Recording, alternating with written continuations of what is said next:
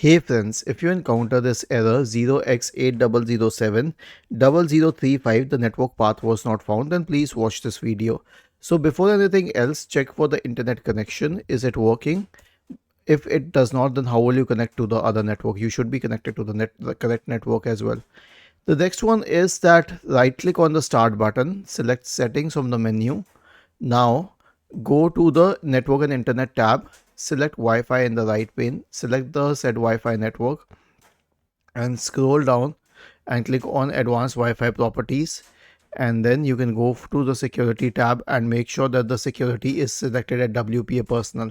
Then return to network and internet, scroll down, select this advanced network settings, advanced sharing settings, and make sure that network discovery is on, because if network discovery is not on for both for the public or private network, whichever you are on, then it will be an issue. Now by default it is on private networks but off on public networks, and people are usually on public networks.